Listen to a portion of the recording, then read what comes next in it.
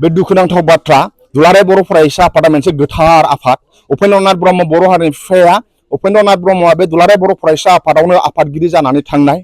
जोंनि बिपिएफनि एमएलए रबिराम नार्जारी मानाव गेदेर बिथाङा दुलाराय बर' फरायसा आफादनि आफादगिरि जानानै थांनाय बर'नि गोबां गेदेमाफोर दङ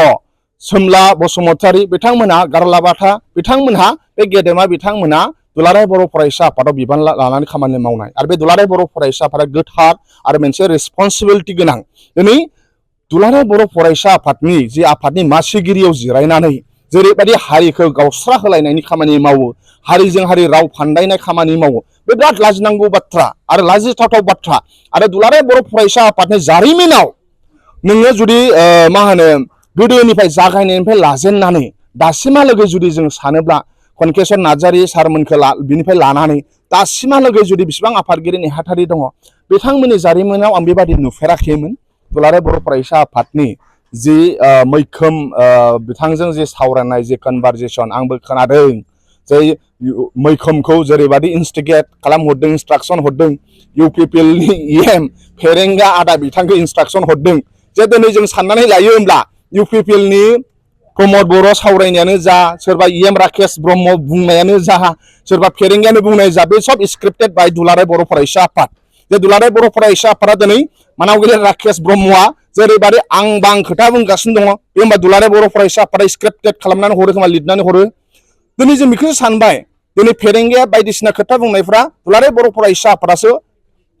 माने लिरनानै हरो खोमा जों बिदिसो साननो गोनां बायद'था जाबाय बे अडिअ'खौ खोनाखांनायनि उनाव जेरै दिपेन बर'आ मैखोमखौ इन्सट्राक्सन हरदों थां नों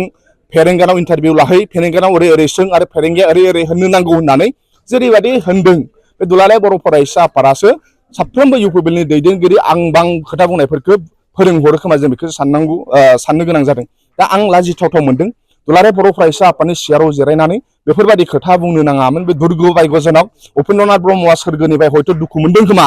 गावनि उपेन्द्रनाथ ब्रह्म जिरायनाय सियाराव जिरायनानै दिनै बर' हारिखौ गावस्रानाय जेरै उपेन्द्रनाथ ब्रह्मआ बर' हारिया खौसे जानो नांगौ मुलुगनि बर'फ्रा मा होनो जौगासारनो नांगौ बुहुमनि बर'फोर खौसे जा होननानै बड'फाया बुंदों नाथाय दिपेन बर'आ गावस्रानांगौ होननानै खोथा बुंदों बे मा होनो बे लाजिथावथाव बाथ्रा आरो बेखौ जों लुबैयो दुलाराय बर' फरायसा आफादा सावरायनानै बेखौ एक्सन लाथों आरो कनस्टिटिउसननि जुदि बेरेखा जादोंब्ला बेखौ दुलाराय बर' फरायसा आफादा गावसोर सावरायनानै एक्सन लाथों आरो दुलाराय बर' फरायसा आफादनि मा होनो आखुआ बेबादि जानो नाङा बेखौ जोङो गोथौ दुखु मोननाय जादों इउपिपिएल पार्टिनि दैदेनगिरि प्रमद बर'आ भुल साननानै दङ इउपिपिएलनि दैदेनगिरिफोरा गावसोर पावार दं होननानै फैसा दं होननानै इउपिपिएलआ सानदों जोंनि सेंग्रा सिख्लाखौ 100 थाखा 200 थाखाजों बायगोन गामिनि रायजो राजाखौ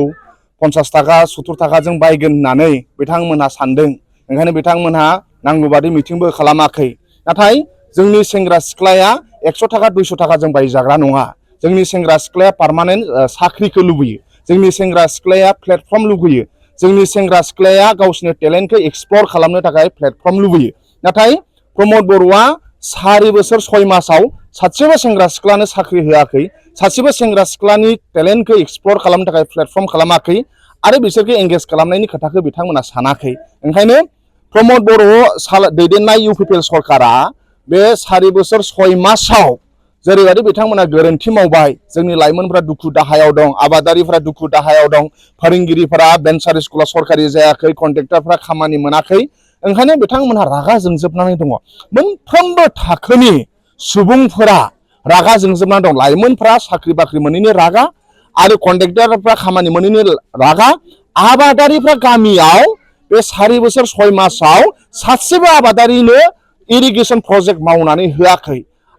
गलादारियानो जा बिजनेसमेनानो जा बिथांमोनहा बिराद रागा जोंनानै दङ ओंखायनो मोनफ्रोमबो थाखोनि सुबुंफ्रा दिनै प्रमद बर' होनब्लानो आंगायनाय जाबाय इउपिपिएल होनबानो आंगायनाय जाबाय ओंखायनो दा सेंग्रा सिख्लाफ्रा जानजि खाफ्रादों आरो सिल्ली समस्तिनि जि बाइ इलेक्सननि रायजो राजा बिथांमोनहा नेनानै दङ बिपिएफनो भट होगोन हाजारखि इउपिपिएलआ आवगायनि बादि जेरै एमपि इलेक्सनाव मालाबा फैसायाव उन्दुनाय आरो मालाबा मोदोम सायाव फैसा जेरैबायदि भाइरेल जादोंमोन बिथांमोना जेरैबायदि फैसाजों बायग्लुंजोबनानै रायजो राजानि भटखौ बायनो सानदों एबा सिल्लीनि बाइ इलेक्सनाव बे फैमाल जागोन मानोना मानाव गेदेर हाग्रामा महिलारि सारखौ सरकाराव लाबोफिननानै आरो जेरैबायदि डेभेलपमेन्ट जानांगौ बेखौ लुबैफिनो आरो बिनि जागायनाया बाइ इलेक्सननिफ्रायनो जागायगोन बाय इलेक्शनाव रायजो राजाफ्रा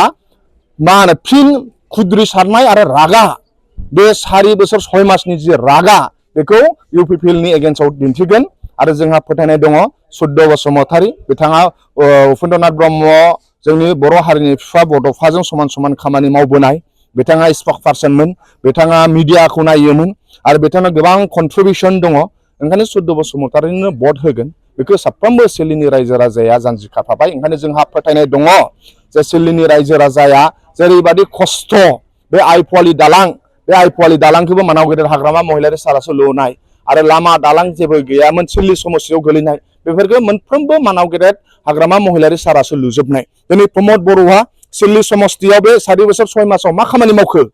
बिथांमोना लामा दोंसे एभिडेन्स लामा दोंसेबो गैया स्कुल गंसेबो गायसनाखै सासेबो मानसिनो साख्रि होआखै बे सिल्लि ओनसोलनि सासेबो कन्ट्रेक्टरनो खामानि होआखै ओंखायनो सिल्लि समस्तियाव इउपिपिएलनि जेबो कन्ट्रिबिउसन गैया जेबो कन्ट्रिबिउसन गैयाब्ला बे पार्टिनो मानो भट होनो ओंखायनो नाथाय हाग्रामा महिलारि सारना बिराद कन्ट्रिबिउसन दं सिल्लि समस्तियाव हाग्रामा दालांखौ हाग्रामा महिलारि सारा बानायनाय आइफवालि दालां बेखौ हाग्रामा महिलारि सारा बानायनाय आरो मोनफ्रोमबो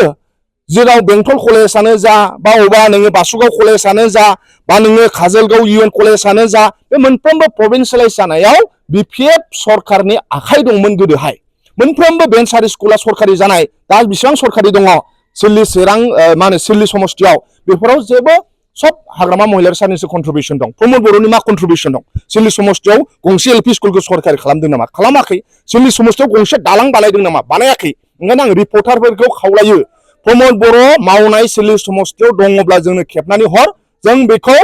फट'खौ मा होनो फ्रेम खालामनानै जुगे जुगेनि थाखाय दोनगोन जाहाथे जारिमिन जानानै थाथों प्रमद बर' खामानि मावनाया जुदि दङब्ला ओंखायनो दिनै सिल्लिनि रायजोफ्रा रागा जोंदों बे 4 बोसोर 6 मासाव प्रमद बर' आरो इउपिपिएलआ दिनै गामि गामि हाबनानै मिटिं खालामनो हायाखै दा ओंखायनो बिथांमोना सानदों फैसाजों बायनो बिथांमोनहा जोंनि लाइमोन सेंग्रा सिख्लाफ्रा 100 थाखा 200 थाखाजों बायजाग्रा मानसि नङा आरो रायजो राजाया 50 थाखा 60 थाखाजों बायजाग्रा मानसि नङा बिथांमोना गोग्गो सरकार लुबैयो ओंखायनो जोंनो फैबाय थानाय सिल्लि बाय इलेक्सनाव सुद्ध बसुमतारीनो भट होगोन आरो बेयो बिथाङा देरहागोन बे 100% रोखा